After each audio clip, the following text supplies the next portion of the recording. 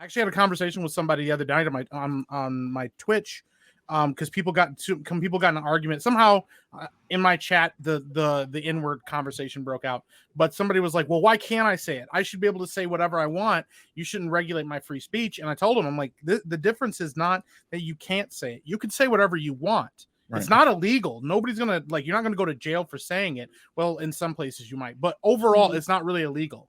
But the aspect of it, the reason certain people don't say it is because of the shame factor. You know that there'll be backlash. You know that society will tell you that's not cool. You know that some people will be offended by it and won't want to talk to you or will have a response to you for it. And so you don't, not because you can't, but because you know you probably shouldn't. You know, right. The people that don't care will.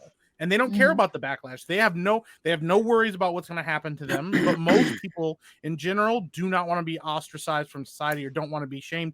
But instead of people using those kind of tools and going, listen, when society has decided that this is okay or made this thing acceptable, then I can be accepted for it. But that's not what people want. What they want is now. I want now. I want to be accepted now. I want to be validated now. So I'm going to go pass legislation. I'm going to go to these corporations. And we're going to, make all this noise so that we can have.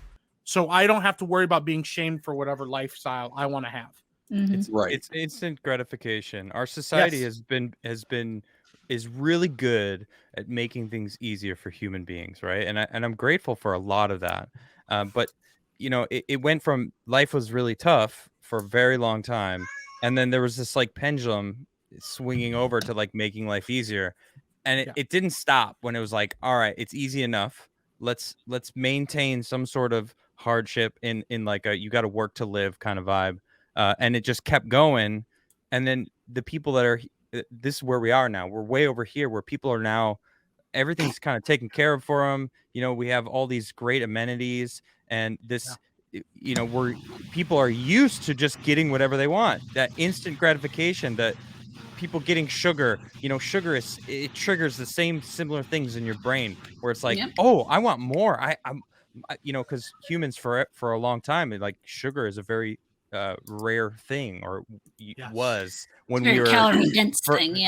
True, but it triggers that same thing in the brain, oh, I got instant gratification from this, and then people eat way too much sugar, and it's not very good for you. I mean, it's great, tastes great, but it's really, you don't need it at all.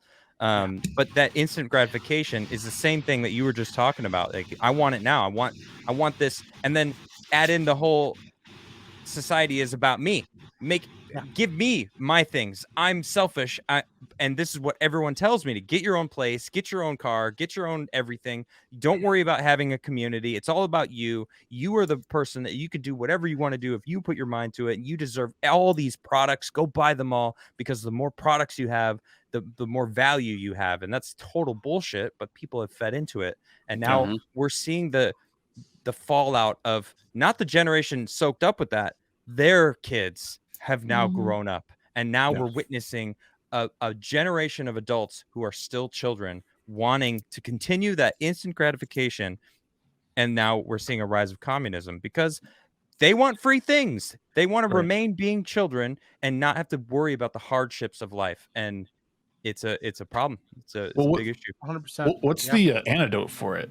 Sorry to interrupt, Mike. No, that's a great question. What is the antidote? I ask myself that a lot. My first response is families, nuclear families, a mother and a father. And some people get triggered by that. I do not care. We need a balance, and we need loving homes, and not kids that are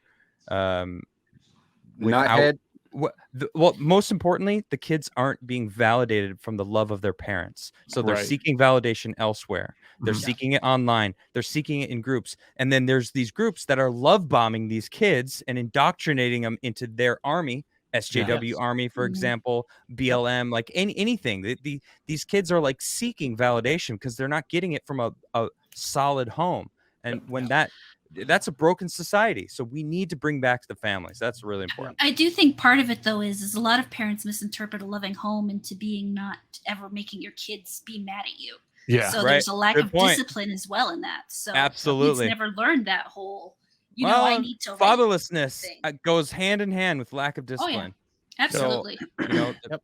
the father, like mothers are nurturers. Women tend to be more nurturing, and Mhm. Yes. that's great. That's what I think That's what we're about here my for. mom. Yeah, like I think about my mom, and like she's, you know, she'll do anything for me, and I get that. My dad, he worked his ass off, and whenever I was talking shit, he like gave, you know, I mean, you know, he didn't beat me, but you know, he freaking But he disciplined You knew you did something wrong, even if Discipline. he yeah, didn't well, hit I you. mean, like his look alone, Mhm. I knew I fucked up. I was Yeah. like, Yeah. damn, you know, but like my mom couldn't give me that look and stoke the same fear in me, you know. Yeah. It's like, but my dad, like I there was a different kind of respect. It's just the balance is so key. Families Right. are so important, and we need to bring that back. I think that is the number one antidote that we Yeah. we need to bring back.